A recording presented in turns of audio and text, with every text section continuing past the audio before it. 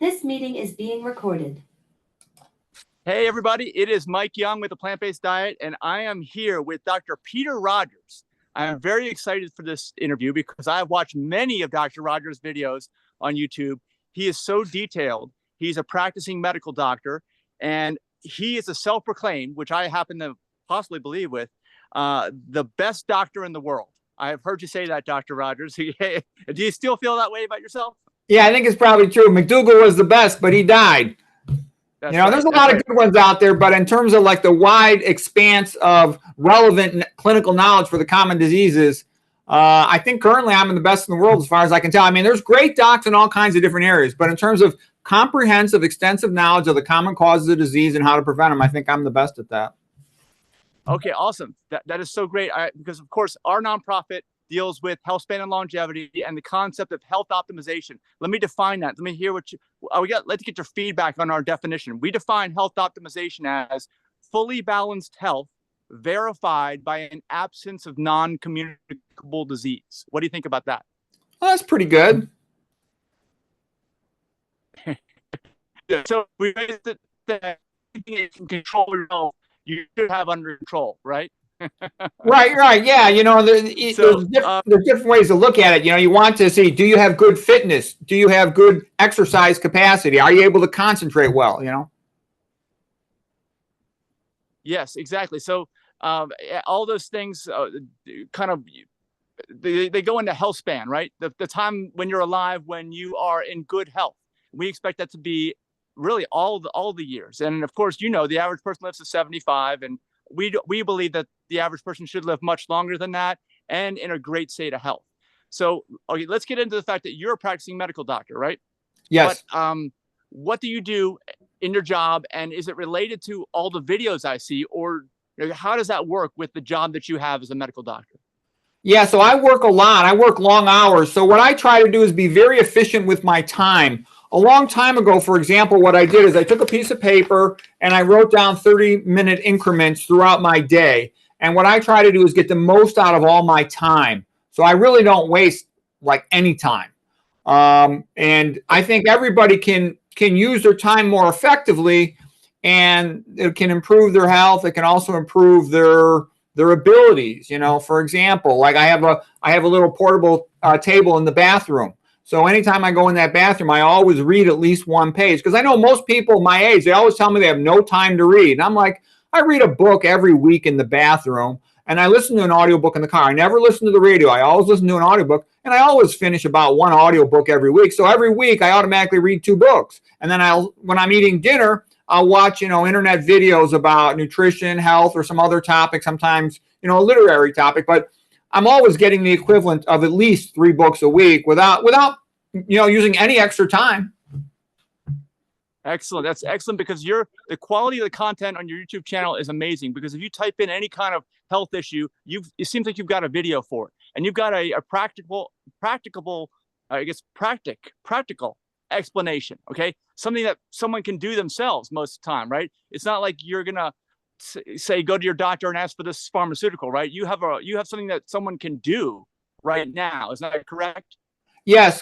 Sort of what happened was I was a pretty serious student when I was younger in biochemistry, pathophysiology, and whatnot. Then I became a surgeon, and I was really busy for about 10, 12, almost 15 years. And then my kids are kind of grown up, and I changed to being a neuroradiologist instead of being an imaging-guided surgeon. The point is, I had a lot more time. I was no longer on call every day, and I sat around reading a lot. Yeah. And I'm like, oh my gosh, all of the books are wrong. All of the internal medicine books and the internal medicine subspecialties, things like neurology, endocrinology, they're all wrong. They're quite frankly stupid. And you would say, how could I say that? I can say that with 100% confidence. Let me explain.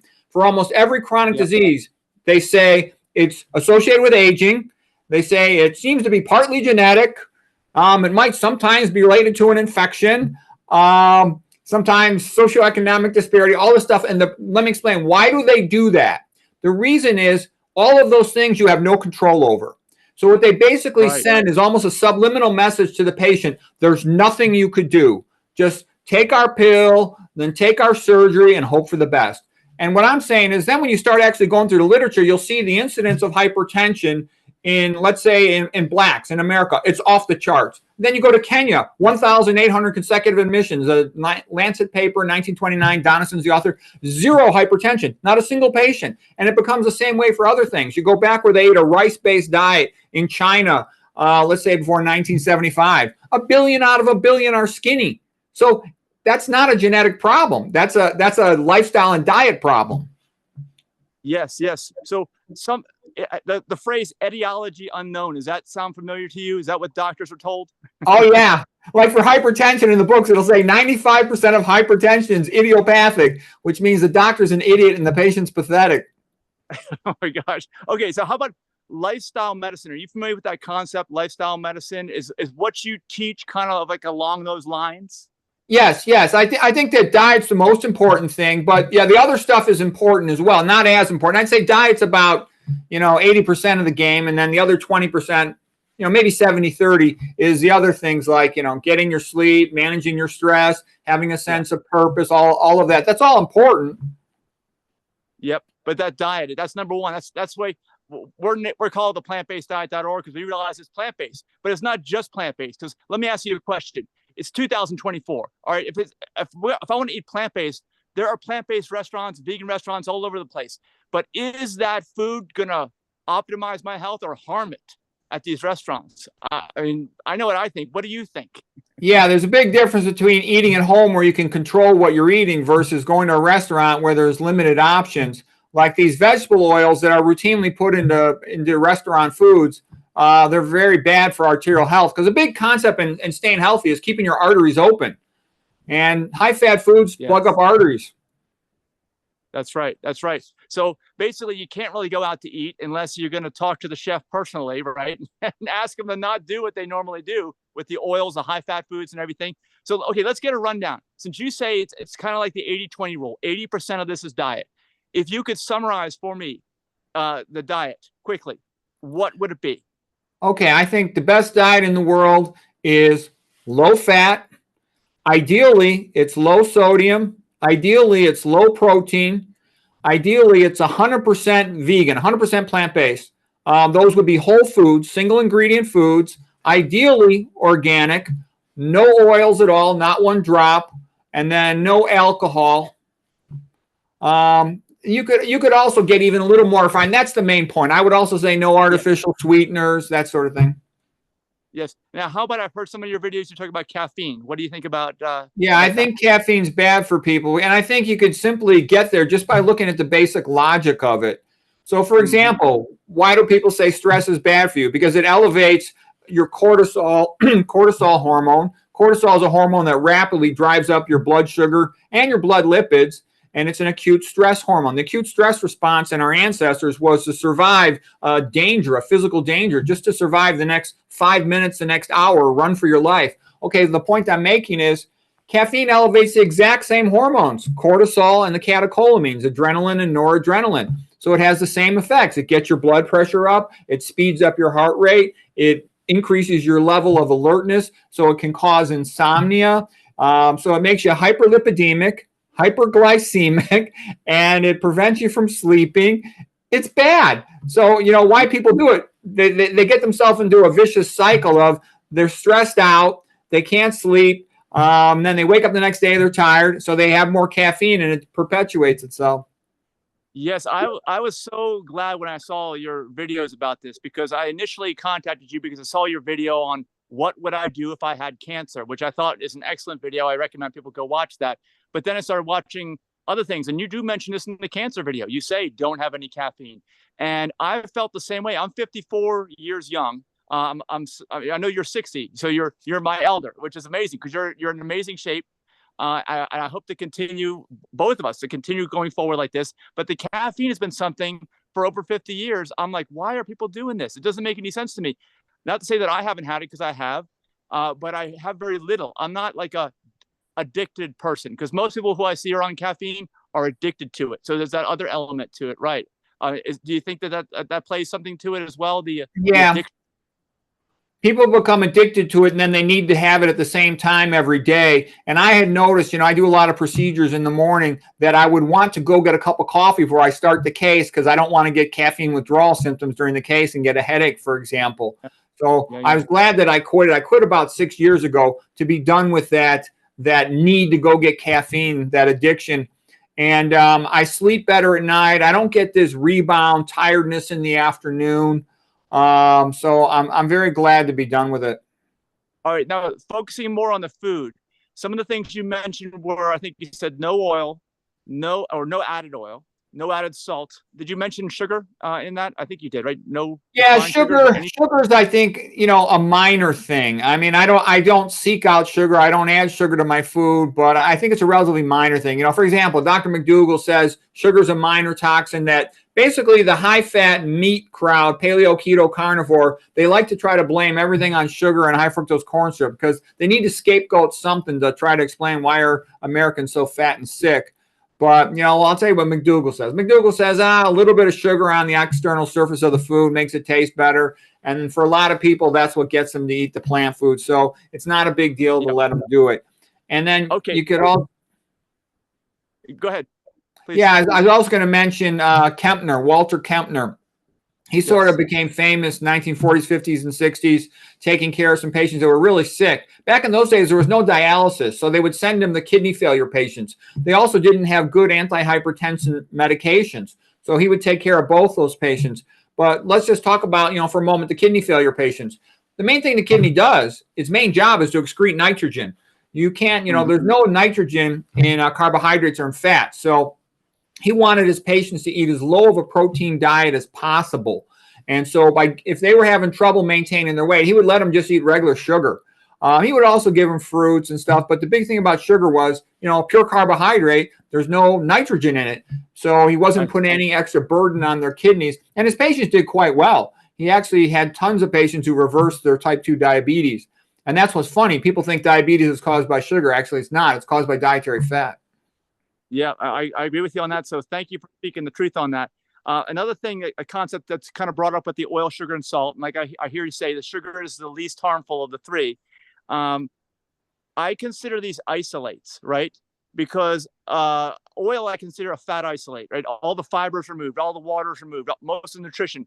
Salt, same thing, right? It's just a single mineral there. Maybe they put some things like iodine added to it, but it's an isolate. What do you think about isolates in general in the diet for humans? Yeah, in general, I avoid them. I don't eat anything isolated. I mean, if my wife puts a little bit of salt on my rice and beans, I'll eat it anyways because I don't want to have to recook it myself, but I don't ever put it myself. Okay. All right. Well, now, so I've seemed to find anyway, like we've been in this space for a while. You get people, obviously, the traditional Western medicine route where traditionally patients are prescribed pharmaceuticals. But we also see, there's a lot of people that will take a lot of supplements. And then there's other people that take a lot of herbs. And I find that the supplements and the herbs are almost used in a way that's similar to the pharmaceuticals, where you're taking an isolate of something, you're trying to treat something, right? And then you're going to have negative side effects usually. Have you ever thought about it in that manner? Yeah, I say one of the things I tell people is basically you want to try to live like Adam and Eve, but keep your indoor heating and plumbing. What did our ancestors do? They walked around in the forest all day looking around for something to eat, and then, look at our teeth. Our teeth are flat like a herbivore. Our jaw goes side to side to grind plants like a herbivore. We don't have any big claws on our hands. We can't run that fast. We're not that strong. We're not like some, big kick-ass predator. If you were walking down a path in your forest and you saw a dead deer laying on the ground, the carcass, you would look at it and the flies buzzing around. You would think that's kind of disgusting. Okay. Yeah. If you were truly a carnivore, you would be on your knees like a cat and taking a bite out of it in 5 seconds. Okay. We're not made for that. If we put a bowl of fruit on the table, you immediately salivate and you want to have some. Yes, that's it. Those are excellent points.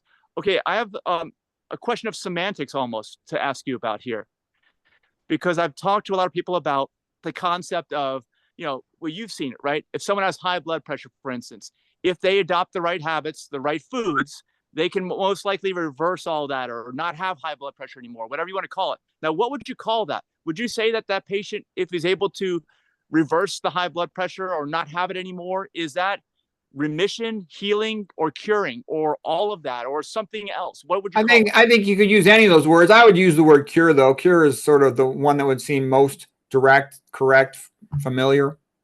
Okay. And basically, that's a common thing. Pritikin, McDougall reported 90% of their patients come off their hypertension meds. And, you know, once you stop eating the fat, I mean, what causes high blood pressure? The main thing is the fat, also the sodium, and, you know, uric acid elevated from eating the meat, also uric acid elevated from high fructose corn syrup. And then it's also the absence of the plants. The plants have everything you want to lower blood pressure. They've got potassium, it's a vasodilator. They've got magnesium, that's a vasodilator. They've got the nitrates, the precursors to make nitric oxide. They've also got the antioxidants that help manage oxidative stress.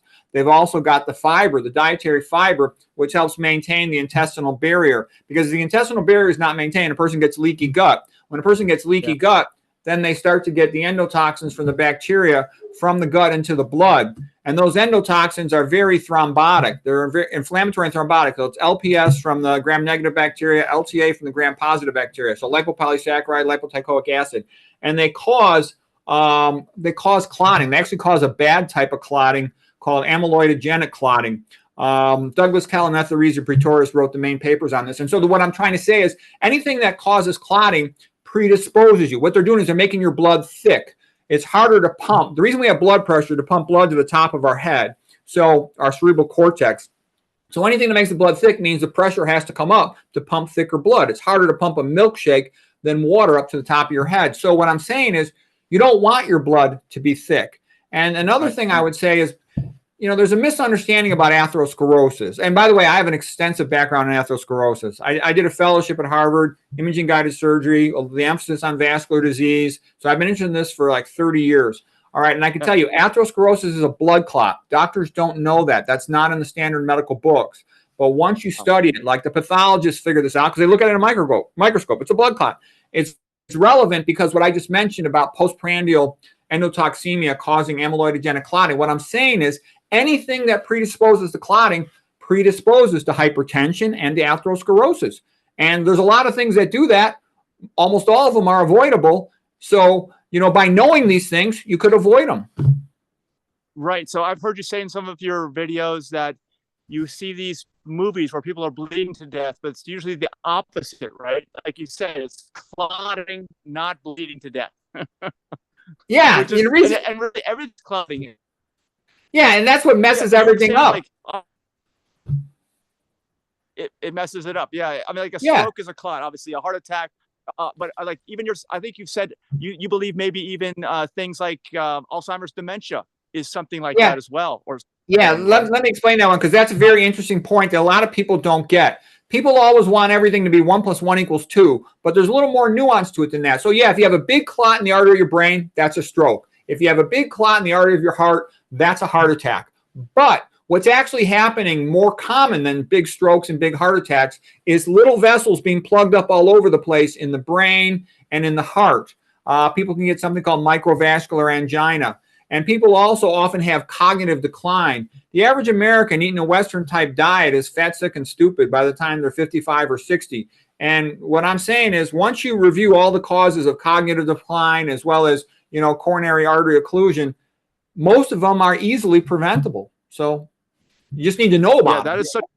That is such good news. That is such hope. I mean, you're obviously, I always want to say you are an incredible optimist. Okay. Because I think a lot of people will hear what you have to say. Oh, he sounds like he doesn't like the way things are typically done in the medical system. And I think that is true, but you're hopeful because there's a simple solution, it seems like, for most of these things. Yeah, like for example, I'm 60 years old. I don't take any medications. I've never had surgery in my life. I don't have any medical problems. I'm strong. I can concentrate 14 hours in a row. I do it all the time. In this past year, I wrote 5 books. Okay. Everything's working well. I hope it continues. I'm doing my best to keep it to continue. Okay. Well, I'm sure that you will. You're an inspiration for many. So keep it up, you know, and thank you again for doing this interview too, because all these tips kind of put together in one video here are going to be a great resource, I think, for some people. Now, we talked about supplements. What about B12? Do you take B12? Yeah, that's the only thing I take. I take methylcobalamin B12. That's the only thing I take. Okay. And that specific type, not the cyanocobalamin? I don't like cyano because you know what cyano is. I worry, could that potentially accumulate? I don't want to mess with it. Okay.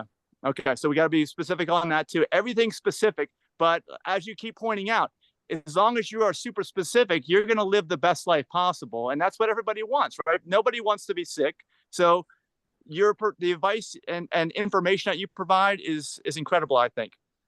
And one of the things I've heard you say a lot too is that nutrition is more powerful than anything in the medical books. You believe that, right? Oh yeah, yeah. It's the most powerful thing in all of health, and that's why I say this is the most valuable knowledge you could have about maintaining health. And it kind of amazed me because I was a great student, first in my class, 99% on my boards, med school and residency, and so then when I was in my mid-30s, I got fat. My father had coronary artery disease, and my mother had cancer. And I was kind of like, if I'm such a great doctor, why am I fat? Why is my father sick? Why does my mom have cancer? And I'm like, maybe medicine can't do much. So I started looking for answers, and I started reading much more extensively. And then I start going in, so you read the conventional medical books. They're like the cure rate for hypertension, diabetes, obesity, autoimmune disease. It's 0. They never cure a single patient. And then you start reading the nutrition liver. Diabetes type 2, cured. Coronary artery disease, cured. Impotence, cured. They cure one disease after another. I'm like, this is where the real power is. And then the more I studied the vegan diet, it was amazing. So what I came to the conclusion was basically, if you go to the zoo and you talk to the zookeeper will tell you, this is what an alligator eats. This is what, a buffalo eats. This is what a chimpanzee eats. But you go to a doctor, they don't know what a human's supposed to eat because they're not trained in nutrition, epidemiology, and toxicology, the 3 most important subjects. And so they don't know what they're talking about. And I know why it happens. Yeah. If you go, so they can sell drugs. They're trained how to sell drugs. They're not trained how to actually help people. Right. And those 3 concepts you brought up, you say they're not in the medical books, right? And of course, your videos are all related to subjects like that. They're also talking about, at least from my point of view, please correct me if I'm wrong, biochemistry and physiology as well. So you're looking at like the way these systems work and things that might get in the way. So you don't really talk about, which is fine, I'm just pointing this out to viewers, you don't really talk about scientific studies. And, for instance, like Dr. T. Colin Campbell says that they're all pretty much bought and paid for anyway, right? Those scientific studies, because they're not based on these things that you are talking about in every single video that you make. Yeah, well, I would say that it depends on the video and the context and how much time I have. Like when I'm just coming home from work, I'm kind of tired, it's been a long day, I'll make a quick video about whatever is on my mind, because that way I've got an emotional connection to it. But when I've got more time, I will go through the papers on whatever the subject is, the biochemistry of diabetes. Like when I became interested in understanding diabetes, for about 6 months, all I did was read and think about diabetes. And, my background's a little different than most of the internet doctors that talk about nutrition, in the sense most of them come from an internal medicine background. I come more from a neuroradiology, neuroscience background. I'm the one who teaches the neurologists. And so what I'm saying is I wanted to really understand the brain, which is a lot more complicated than the heart. So I spent quite a lot of time reading about, brain physiology, plasma membrane, ion pumps, and all that. And when I was first in my class in biochemistry, I was like one of the best, if not the best student in the whole United States as a medical student in biochemistry. So what I'm trying to say is I'm interested in all that level of detail, and I'm used to, debating these complex subjects with a few other people who are interested in them. So when I give my talks, a lot of internet talks are just at the level of, eat your fruits and vegetables, whereas I'll try to show the relevant stuff about the biochemical mechanisms. And what I also learned was, for example, I have about 7 biochemistry textbooks. But when I tried to look up mitochondrial inhibitors, there's nothing in all the med school and even the college nutrition textbooks. So what I did. Yeah, I was going to say, you mentioned these mitochondrial inhibitors as something that really needs to be looked at, right? I mean, because you also mentioned improving blood flow and oxygen delivery, and a lot of that has to do with the mitochondrial inhibitors. Is that correct?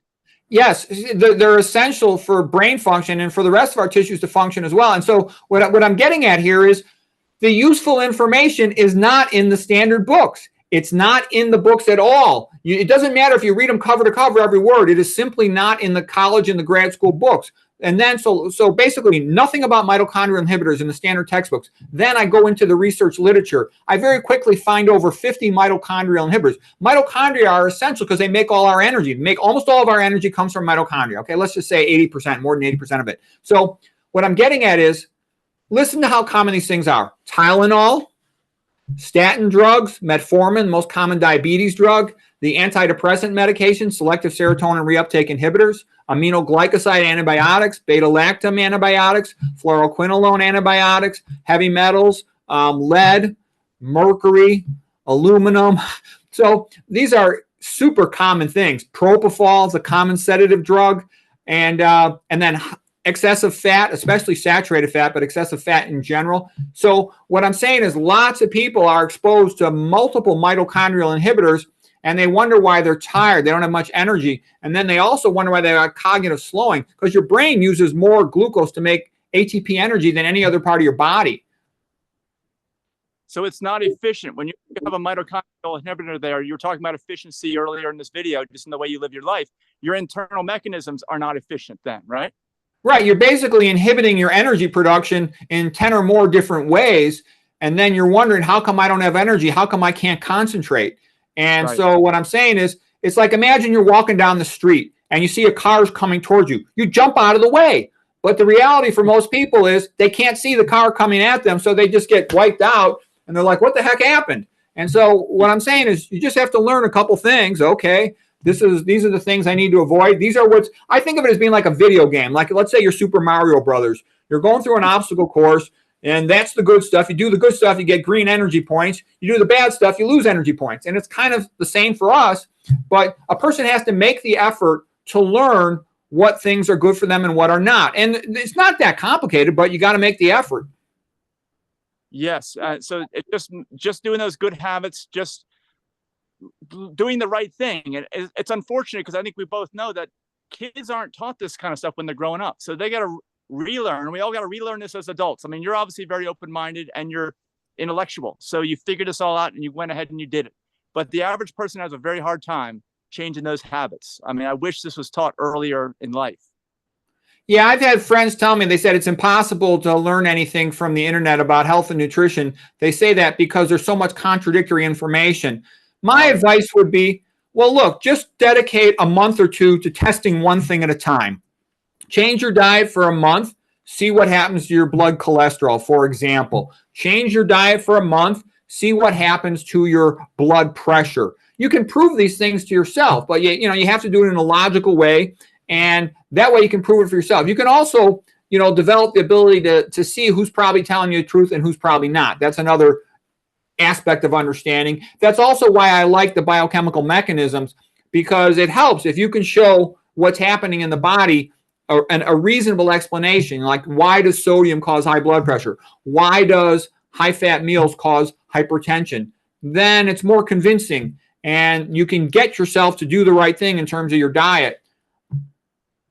Okay, well, you mentioned high-fat diet quite a bit as being detrimental in many, many ways. How does someone figure out if the foods are high-fat? What are some examples, and what kind of percentage of calories from fat are you talking about that somebody should try to strive for? Okay, well, the first thing I would say is to look at epidemiology. So epidemiology is the study of different populations. And one of the things you could do is just say, look at China before 1975, when they ate about 90% of their calories from white rice. 1 billion out of 1 billion are skinny with no hypertension or diabetes. Okay, that's pretty good. That's a pretty big sample set. So just imitate the people who are skinny and healthy. Look at the Tarahumara in northern Mexico. Every guy in town can run 100 miles in 2 days. Nathan Pritikin patterned his diet after them. And then you say, well, are they just genetically superior with incredible endurance? No, they were a combined population with the Pima in northern Mexico. Then there was the Mexican-American War in 1848. The Pima were absorbed into the United States, into Arizona, and the Pima eat a Western diet, the standard American diet. So the Pima have obesity off the charts, diabetes, hypertension, gallbladder problems with gallstones. They're very sick population. So what I'm saying is genetically they're the same as the Tarahumara, but the Tarahumara are running 100 miles in 2 days. So I would copy what the Tarahumara do. So their average total cholesterol is about 135. So then I would look at the Tartamar. What do they do? Well, they eat corn, but it's, it's organic corn grown locally. It's not American GMO corn sprayed with a bunch of stuff. So they eat a lot of local corn. They eat beans. They eat local greens, and they eat squash. That'd be like a typical Tarahumara meal. So I would copy them. That's one example. And again, Pritikin pretty much patterned himself largely after that. Pritikin is the main mentor that had influence upon Dr. McDougall to create the McDougall diet. McDougall recommends people eat about 90% of their calories from starch. McDougall says if you can't figure out what to do, just eat more starch so you can get it up around 90%. And then 5% veggies, 5% fruit, and then the rest you just keep learning as you go along, and you'll make refinements to it. But he goes, to get started, that's what you do. So you got to figure out what starch satisfies your hunger. And I can tell you great starches, like if you want to lose weight, potatoes, sweet potatoes, and white rice. I love those three. I'll tell you why. Because they only have 1% of the calories from fat. The lower the percentage of calories from fat, the faster you lose weight, and the skinnier that population will be. Yeah, excellent. I'm getting the sun in front of me here. Something you mentioned there was starches, which I see as a theme in most of your videos. Another thing I hear you say a lot of good things about is fruit. So between the two of those, I think my summary is, well, starches are less money, which I think you've mentioned, and you have to cook them, right? But fruit is more money, harder to find ripe, only has a shelf life of like 2 days when it's ripe, and it costs more. Is a combination of those two things maybe the best if you're going to kind of focus on certain foods? Yeah, I would say in general, starch is the way to go. And I'll first of all, I'll give you McDougall's point of view, then I'll give you my point of view. McDougall recommends eat 90% of your calories from starch, 5% from fruit, 5% from veggies, approximately in that ballpark. You don't have to count it exactly, just eyeball it. I eat about 35% of my calories from fruit, but I think McDougall quite often is working with an older population. They come to him with comorbidity. They've got other diseases, other problems. So he very quickly wants them to get on that 90% starch diet. Whereas if you're younger and you exercise a lot, I like the fruit, and my body weight, everything's really good. All my numbers and stuff, my energy stuff. So I eat about 35% of my calories from fruit, which I think is fine if you're an active person. But the starch is simple and it works. All right. Yeah, it is. It's very simple. Two things I want to ask about with each one. Number one, for the fruit, what about fruit juice? Because it has no fiber. What do you think about that? The fruit juice is not as good as eating the actual fruit. Just like you said, you markedly reduced the fiber. McDougall says you don't improve a food by hitting it with a blender blade 1,000 times. Because what you do is you markedly reduce the fiber, so you speed up the rate of absorption of the glucose into your blood, so you get a little bit more of a prandials to eat, a postprandial blood glucose spike. And that means sometimes the pancreas overreacts, drives it down rapidly, so you're more prone to postprandial hypoglycemia. And if your blood sugar drops rapidly, then you get this lousy feeling. You want to grab some more sweets to get it back up again, and people often end up like a roller coaster with their blood glucose curve, and that will lead to obesity. So you have to be careful about it. Okay, so the fruit juice is kind of like any food that's high glycemic index then, right? Because anything else is going to be similar? Yeah, I think it's more of a question of, in general, glycemic index for regular foods is a bit overrated, but it can be an issue.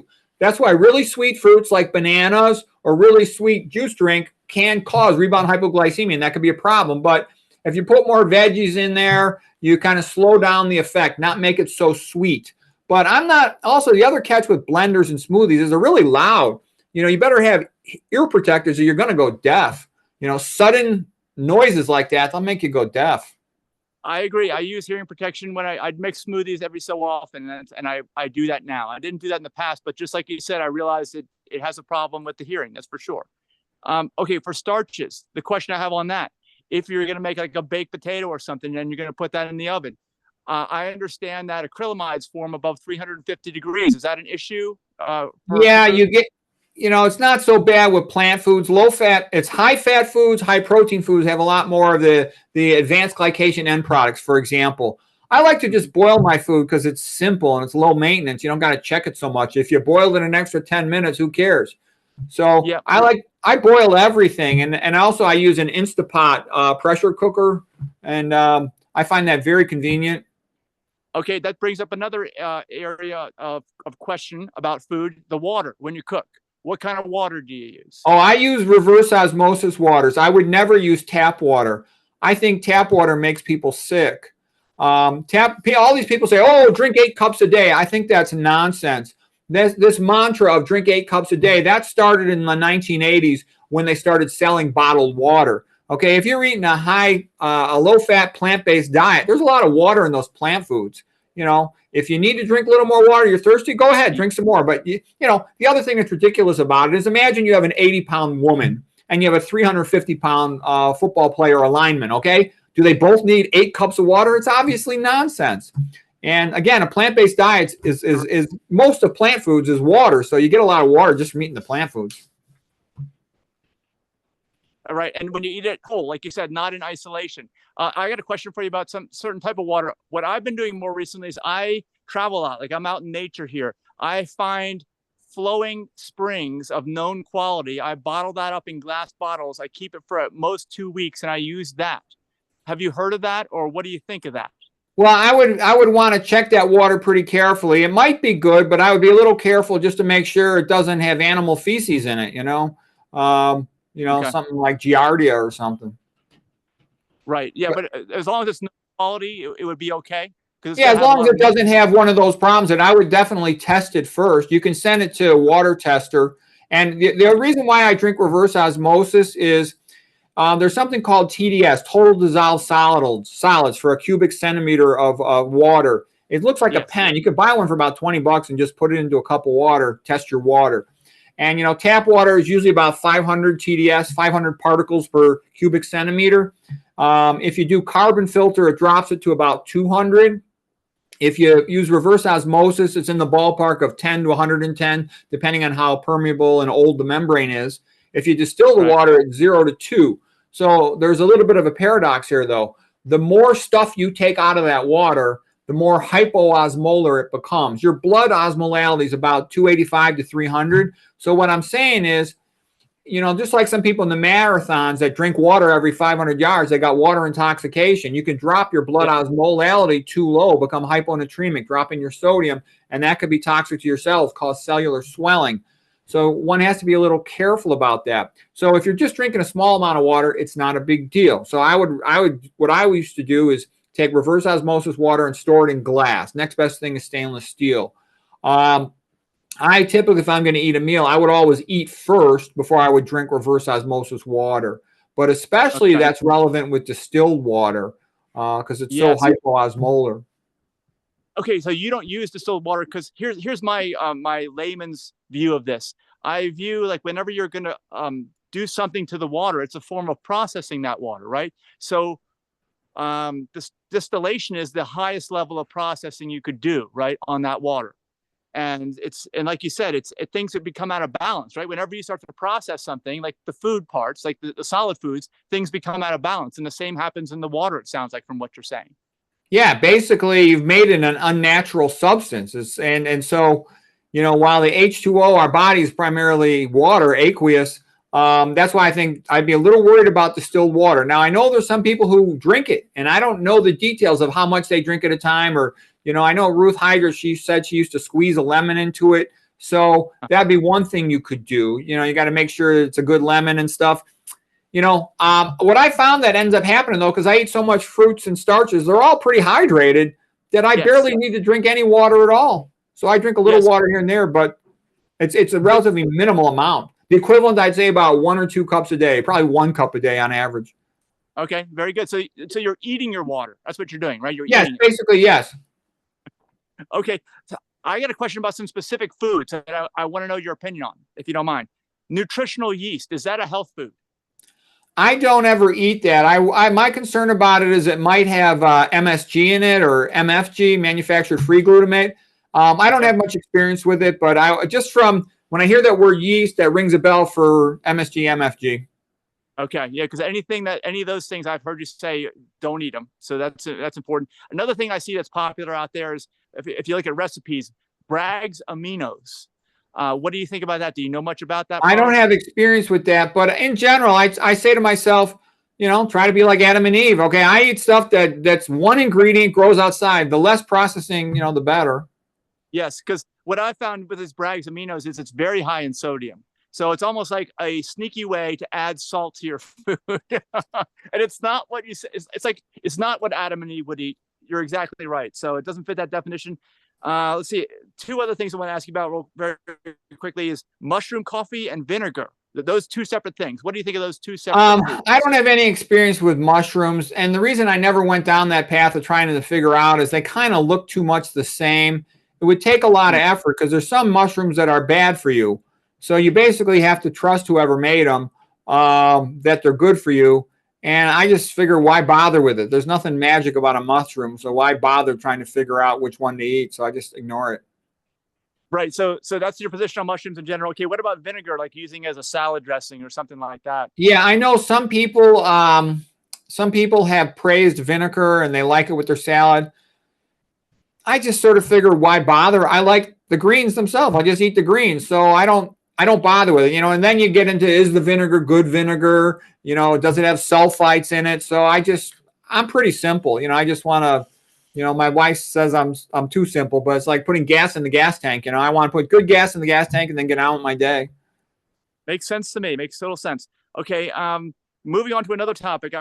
Some of your videos, you've kind of it wasn't a whole topic about it, but you've mentioned that medical clinics, hospitals, whatnot, they don't track patient outcomes. Oh yeah. And so why don't they? Will they ever track patient outcomes? Like, what's the deal with all that? No, they're never going to track outcomes. And the key is to think like a hospital. So first of all, let's say, when you say, like, who's the best doctor, for example, going back to that question, if you went to a private practice for-profit hospital, they would say the best doctor is the one who brings the most money to the hospital. Open heart surgery for coronary artery disease bills $150,000. So they'd say the heart surgeon is the best doctor. He brings us the most money. If you went to a pure research institution, they'll say the best doctor is the one who writes the most papers. Okay. So what I'm getting at here is, if you ask a patient, they would say the best doctor is the one who cures me. Okay. Right. But in the medical profession, that's irrelevant. Patients don't matter. See, patients have this naive idea, modern technology makes our hospitals, American hospitals, the best in the world. They don't understand. No one cares about patients. Patients are irrelevant. You could forget about them. They don't matter. And you would say to yourself, well, how could I say that? Let me explain. You don't get paid for outcomes. If the patient lives or dies, it does not matter. And let me explain. The doctor is paid to generate a billing code. And as long as the doctor practices the standard of care, they can't get sued and they get paid for the billing code. So their job is to dispense these billing codes as fast as possible. There's always a bean counter at every hospital, every clinic in the Western world. There's a bean counter who says, how many billing codes did you generate today? And they compare the doctors all the time. They want to say, are you efficient? Are you productive? So they pretend that they're doing quality care by saying, we are very efficient and productive. But what they're really talking about is, how many billing codes are our docs generating every day? They just say, well, we are practicing the standard of care, and that's obviously what we're obligated to do. So we have maintained high levels of the standard of care. But let me explain a little trick. The patient thinks that standard of care means optimal care. They're not the same thing. Standard of care means the lowest common denominator. A tremendously high number of patients in American hospitals are demented. They're cognitively slow. They're totally sick with a lot of comorbidity, and they're helpless. What I'm saying is, you could give a pill to an animal, okay? It's almost like, for animal medicine, versus more sophisticated optimal care typically requires the patient has to do something. They have to learn something, change their diet, or change their behavior. So what I'm saying is, the intelligent patient should ask the question, what is the optimal care? Because the doctor has no obligation, none whatsoever, to provide optimal care. The doctor's obligation is to provide standard of care, which is the same thing an alcoholic, drug addict, mental retard, demented, unconscious person gets. Okay, so that's why you want to ask yourself, what is optimal care? And the reason why they're never, ever going to check, and no one ever is going to pay attention, is if you started tracking outcomes for obesity, hypertension, diabetes, coronary artery disease, impotence, somebody would come along and use the vegan diet. Okay, and they would have the best results in the world. And that would make all the drug companies look bad. And for that reason, they're never going to allow a hospital to track outcomes. And that's why nobody even knows how their patients are doing. Okay, but the key thing you said there is the patient needs to ask, what is the optimal, what is optimal for their condition? That's optimal care for their condition. That's how you make progress. So you say to yourself, and then like I said, the epidemiology tells you the secret quite often. Well, gee, if everybody's hypertensive over here and nobody's hypertensive over here, I'm going to do what they do in the place where nobody has hypertension. Right. And then the other thing too that's not known to doctors, even a lot of the best nutrition experts on the internet, is they have not studied toxicology. And that's becoming more and more relevant because there's more and more contaminants in the food supply that didn't used to be there. And in the water supply, we just kind of talked about a little bit, you know, the F- in the water, the aluminum in the water, the estrogenic chemicals in the water. So because of that, it's valuable to know a little bit about toxicology so you can avoid the toxins. Okay. And then kind of building on that, one of the themes I've heard you talk about is that the immune system atrophies as someone ages. And you've mentioned like caffeine, sleep deprivation, stress, increased salt, but you're saying that this is a common thing, that your brain and your whole immune system atrophies as you age. Can you explain that? Yeah, I look at it as a combination of things, but probably the main one would be a vascular problem. There's a little more to it than that, but part of where I started becoming aware of this is I have a friend, a lady doctor who's a neuroradiologist, and she rotated through a hospital where it was in a Chinatown. It was in the United States in a big city where they have a Chinatown. There were all these old Chinese people eating all their 90% of the calories from white rice, okay? And she said her attending senior physician doctors were talking, look how good these Chinese brains look, because you do a lot of CAT scans for other reasons. You know, patient fell down, patient was in a car crash, patient has a headache, whatever. And they're like, the American brains are all atrophied and shrunken. They go, these Chinese brains, look how young these patients look. You know, they're looking 20, 25 years younger than you'd expect. And so, and part of that then comes out of the theories of dementia and cognitive decline, because I spent a long time trying to figure out, why do people become demented? What I'm basically saying here, though, is all throughout the entire body, there are problems with getting enough blood supply to the tissues. And when you diminish the blood supply to the tissues, that structure can no longer function at 100%, and it starts shrinking. So if you want to maintain high levels of function into your older years, you need to maintain wide open blood vessels. Right. You mentioned white rice. What's better, white or brown, in your opinion? Well, theoretically, brown rice would typically be described as more healthy, having more nutrients and stuff, more thiamine, so you don't get beriberi. But in reality, there's a problem with brown rice in the modern world. It's got more fat in it, and so it spoils faster. That's the first problem. The second problem is it holds more arsenic in it. There started to be an arsenic problem with rice because in the southeastern United States, where they used to grow cotton, the cotton would have a problem with these insects called boll weevils, and they would spray arsenic pesticides on the boll weevils. And then the arsenic stays in the soil for a long time. Plus, it was considered a textile product, not a food product. So they were allowed to spray very high amounts of the arsenic containing pesticides. And it takes decades and decades to get that out of the soil. So if you're buying rice from those areas, there's going to be higher arsenic in the rice. But it even gets worse than that. The chicken farmers had chickens and they weren't growing as fast as they wanted them to. They weren't gaining weight as fast as they wanted them to. They found out they had intestinal parasites. So to treat the intestinal parasites, they gave them an oral for the chickens, arsenic-containing medication, and that made the chickens now, it got rid of their intestinal parasites, so the parasite wouldn't steal their food, so to speak, and the chickens grew faster. Then the chicken feces were taken, and they sold them to the rice farmers, including the organic rice farmers. So this got some arsenic into the soil of even the organic rice.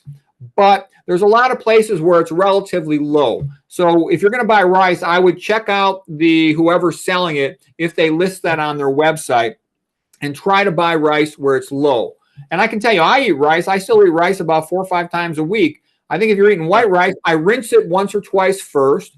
I buy it from a place where the arsenic is quite low. I've never had a problem. Dr. McDougall said he never once in his whole life saw an arsenic complication or side effect. So I don't think it's as big a problem. It's much higher actually in a few other foods than it is in rice. But everybody just talks about rice because they're sort of jealous of rice, I think. Okay, makes sense. All right, I got a couple quick questions. One of the things I hear for people who have cancer, because you did your cancer video, is to reduce processed sugar intake or all sugar intakes, including fruit. Do you think there's any merit to that? No, I think it's a misunderstanding. Like Dr. McDougall has a video on, does sugar feed cancer? And Dr. McDougall's exact word is, sugar does not feed cancer, fat feeds cancer. And what I would actually say too is you want to avoid everything from an animal.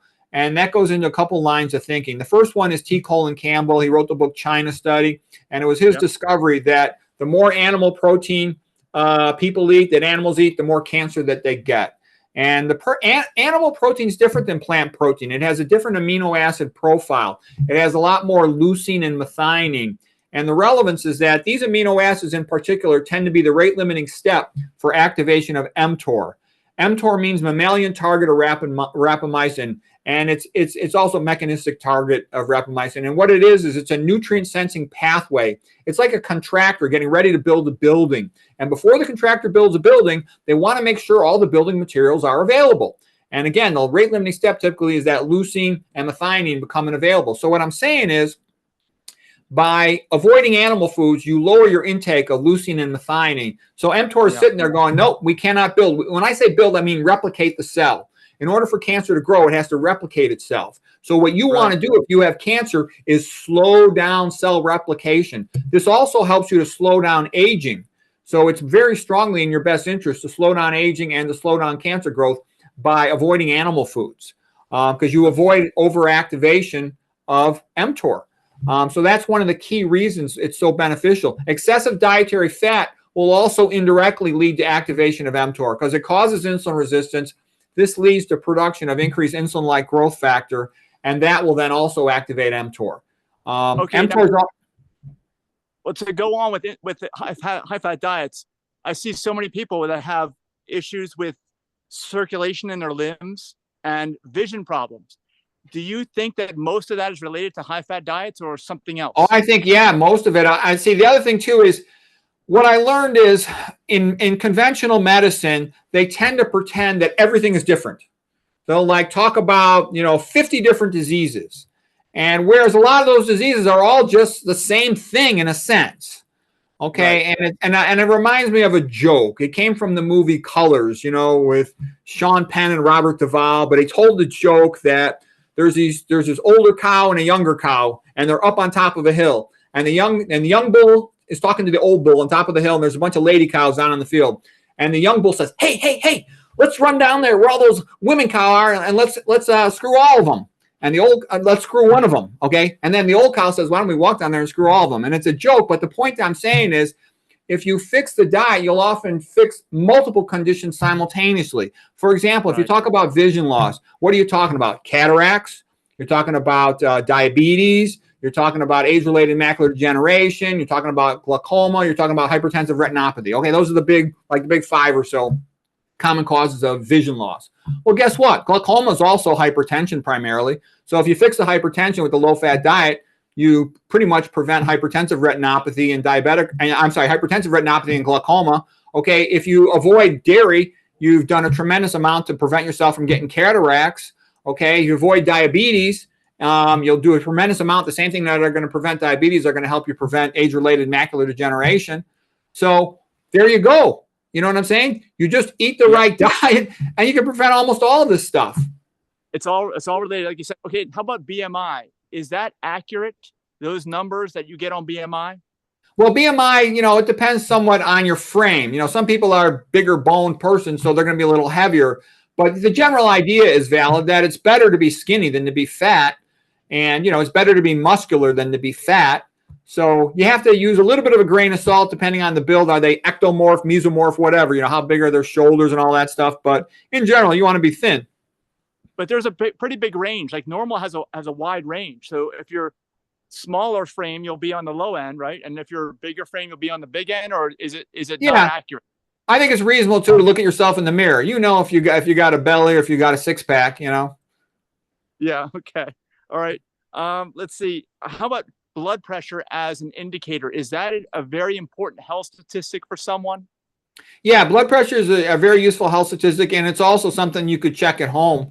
And it's good to check it periodically. Once you have a good pressure, I wouldn't worry about it too much. It's going to fluctuate a little bit in the daytime, But, you know, a lot of people are more hypertensive when they go to a doctor's office. It's called white coat hypertension. McDougall, for example, recommends they check it at home and that it should be abnormal several months in a row with a systolic pressure. That's the upper number over, let's say, 150 or 160 a couple months in a row. And then he'll initiate medication with something like a diuretic chlorthalidone.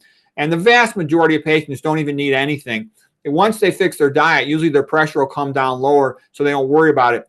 And so here's the catch, though, too, that the purpose of the blood pressure is to get blood to the top of your brain, your cerebral cortex on top of your brain, to pump it up there against gravity. That's relevant because you don't want to aim for so-called euboxemia. What I'm getting at is the drug companies keep on trying to lower the guidelines at what level one should initiate treatment. Because if you lower the threshold to treat from 160 to 150 to 140 to 130, whatever it is, you're then going to sell millions more blood pressure pills. But there's a danger. There's a danger in this game. If you start running that pressure too low, you don't get enough blood to the top of the brain, and brain cells start dying from apoptosis. And you don't want that. You're kind of getting into what I would call the Jack Delatory mouse equivalent theory of cognitive decline. And so you don't want that. You don't want that pressure too low. All these old people, every day I see a bunch of old people. You go to the emergency room. Old guy fell, hit head. Old guy fell, hit head on blood thinners. That happens all day long, nonstop. Old guy dizzy. Old guy lightheaded. And a lot of times it's because they're taking too high of a dose of blood pressure pills, dropping the blood supply to their brain. That's not good. Okay, we're almost out of time. I have two questions on two specific things we talked about here today, which is sugar, which you said is not as big of a deal, and salt is another one. Let's talk about sugar first. Some people think it is not necessarily good, like you say, especially keto people, and they'll do an artificial sweetener as a better thing. Is that better or worse? No. Artificial sweeteners, I think, are very dangerous. I think the whole paleo keto thing is entirely stupid. I think those people are doing themselves great damage. Yeah. Hardly any fiber in it, besides being constipated, have increased incidence of kidney stones.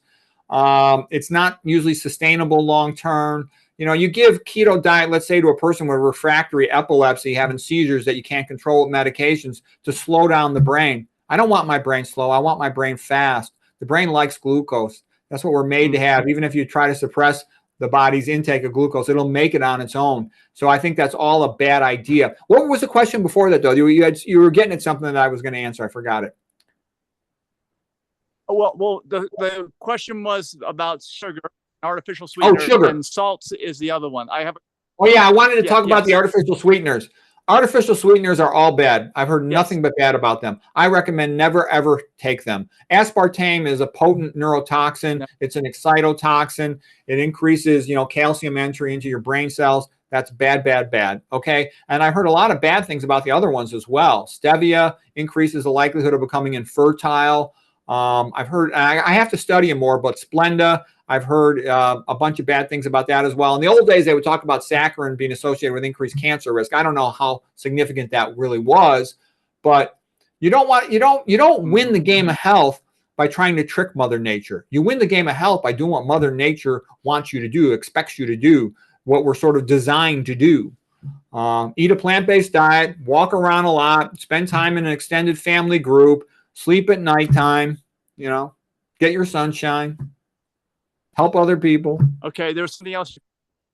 Yeah, well, something else. I want to ask you another question that you just brought up, but let me get to the salt real fast.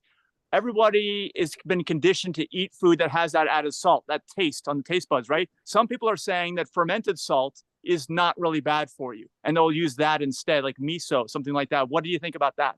No, I wouldn't touch anything with soy in it. But then when you talk about sodium, I think one of the tricks are, that you just sort of talked about two issues. The first one is what I would call like the Doug Lisle pressure trap. So what Doug Lisle says happens is people are so used to eating junk food with lots of salt and other flavorants in it, MSG, MSG, and all that stuff, that when they actually taste a regular plant food, it tastes awful to them.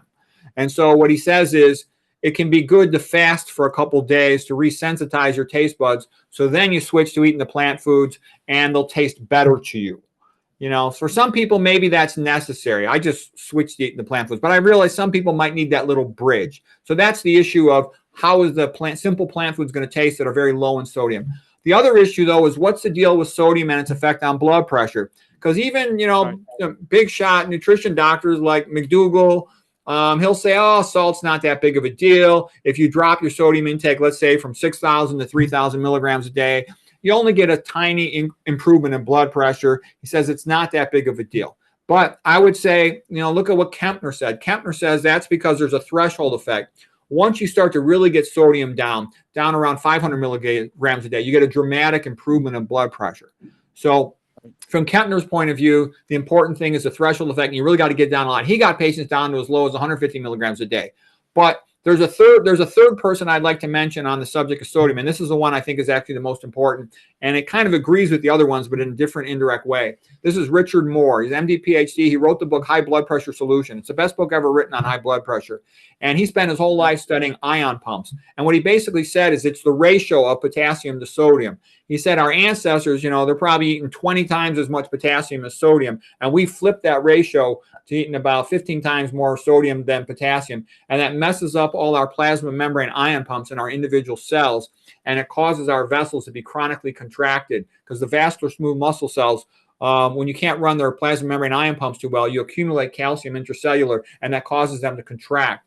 So what he said is just make sure you're eating at least 5 times as much potassium as sodium. So I realized when a person first hears that sounds daunting. Well, how am I going to count my potassium or sodium? You don't have to count anything. You just have to know P for plants, P for potassium. There's tons of potassium in plant foods. And don't add extra salt to your food. You can sprinkle a little bit on the outside of your food, but don't eat processed food because they tend to load it up with sodium. All right? And if you just do that, you will have put your ratio. I probably eat about 25 times as much potassium as sodium, okay? And I don't even think about it. It just happens because I'm 100% vegan. And then there's other good things in there. The plant foods have magnesium in the center of chlorophyll. Right in the center of chlorophyll is magnesium. That's a vasodilator. It works on the plasma membrane ion pumps as well. And you need that to work with the potassium. You automatically get it when you eat the plants. When you eat the dietary fiber, you prevent leaky gut so you don't get that postprandial endotoxemia, amyloidogenic clotting. You also get the nitrates from the greens. Those are the ones that get converted to nitrites in the mouth and the stomach to nitric oxide, and you get systemic vasodilation. It's like walking out in the sun. You get this good feeling because you release subcutaneous precursors of nitric oxide, systemic vasodilator. So what I'm saying is, and they also have antioxidants that prevent some oxidative stress-related issues that can contribute to hypertension. So what I'm basically saying is all of the good stuff comes from plants. All of the bad stuff comes from animal foods. Yeah. So just eat the good stuff. And one more thing, too. I don't care about animal rights. I would like people to be nice to animals. I think people should be nice to animals. But what I'm saying is, if meat would make me 18 years old again, I would eat it. Okay? But it doesn't. It makes you fat and sick and stupid, so I don't eat it.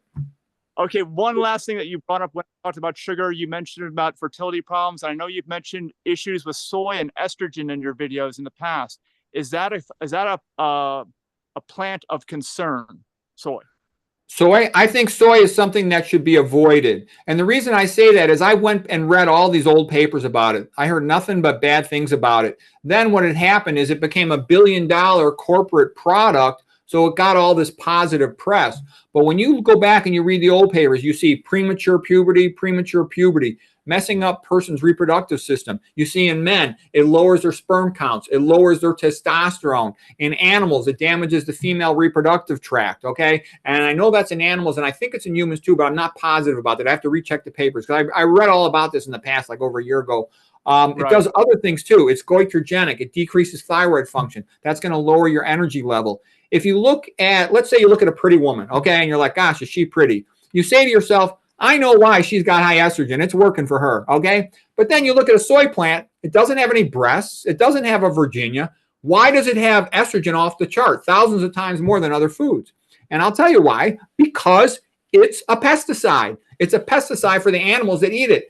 You know, the blueberry wants to be eaten by the bear, and he defecates, 3 miles down the road, and you get a new blueberry plant. Soy doesn't want to be eaten. So by pumping its eater full of estrogen and goitrogen, it can make them infertile, so they stop eating it. They're punishing the animal that eats it. They're not helping the animal.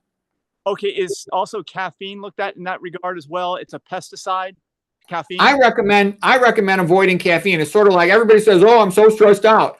Well, then why would you, it's like drinking stress. Why would you want to add to it? And it's an excitotoxin for the brain. Again, normal stress should be like a brief event, physical danger where we flee for our life, not half-life of caffeine, 6 to 8 hours. So there's still some on board. You drink it in the morning, there's still some on board at night. You might still sleep 7 hours, but you don't sleep as deep. the brain cleans itself at night, and the neurons pump out their waste products. So you want to sleep as best you can. Of course. So, but that caffeine itself, is the purpose of that in the plant to keep certain pests away from those beans? It probably is. I don't know for certain of that, but it probably is. But I don't know for certain. Yeah, I'm just trying to draw some commonality there between the soybean, and the coffee bean, maybe, because they may function similar. So you should avoid them. So what I'm hearing from you is whole plants, as whole as possible. Avoid soy. Avoid anything with caffeine in it, and avoid the high fat plants like nuts, seeds, and avocados. Is that right? Yeah, because most people are overloaded on fat, and also most people have to do what I would call detox. They've eaten the standard American diet for the early part of their life, let's say up until they're 30, 40, or 50. And now they get older and they start to realize they're more fragile, and they're developing and accumulating illnesses. And they really want to get things reversed as fast as possible before they get, irreversible damage. Like, I can look across the room and I can estimate the patient's age looking at their spine and a few other parts of their body, their brain, and irreversible damage tends to happen. So you want to prevent that before those types of changes occurs. And the way you do it is keep those blood vessels open. Avoid the toxin. Yeah, do what you're saying. So basically, we want to optimize our diet to optimize our health. That's the 80-20 rule, is in the food, what you're talking about. And then when you go to your physician, you want to, whenever you're talking, like you said earlier, you want to ask, what's the optimal thing I can do here, doc? What's the optimal thing? You need to kind of focus on that, right? All the time. If you want to get the right care, it sounds like. Right, yeah. The only thing is, a lot of times the doctor doesn't know. The doctor won't know because the doctor tends to not know nutrition, epidemiology, or toxicology. Those are the three important relevant things. That's why I kind of think mathematics is a joke, okay? Yeah. I've never, they're all pre-meds are required to take calculus. I've never used calculus once in my life. Right. Versus, this nutrition, epidemiology, toxicology, it comes up every day, all day long. So what I'm saying here is basically a health coach can help more patients than the chief of internal medicine at the Ivy League schools, because the Ivy League schools, they don't know it. And on top of it, they're actually paid not to know it. I know that sounds strange, but it's true. What I mean by that is, in order for them to get promoted, they need to publish papers. In order to publish a paper, they need grant money to do the research. In order to get grant money, they have to beg the big drug companies for grant money. And the big drug company says, look, if you promote our product, we'll give you money. If you criticize our product, we'll get you fired. So they basically have to always say how wonderful the drugs are. Otherwise, they can't get promoted and they can't write any papers. They'll lose their job. They'll lose their status in the conventional medical world. So, and then all the regular doctors everywhere else, they're obligated to go by the standard of care guidelines published by those Ivy League and big name universities. So that's why they're trapped in that system. And as long as they follow the standard of care of prescribing a drug, they can't be sued. It doesn't matter what happens to the patient, and they get paid, and they got to pay off their loans. So they have to play ball with the system. And also they have to go fast. There's a bean counter on their tail saying, everyone else in the group's seen 30 patients a day. How come you only seen 15 patients a day? I don't care if you want to talk to them. Then you stay late.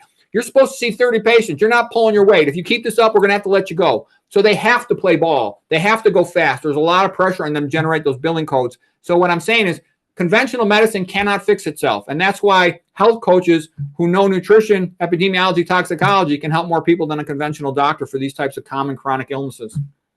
Okay, well, let's say common illnesses, but emergency care, still go to the hospital? No, emergency care, yeah, you better go to the hospital. And, there's a lot of things you better go to the hospital for. Okay, but what I'm trying to say is, the most common stuff is the patient's fat, sick, and stupid because they eat a lousy diet. They're overweight, they're hypertensive, they're pre-diabetic or diabetic, and they got all the related problems, abdominal pressure syndrome and everything that flows from that.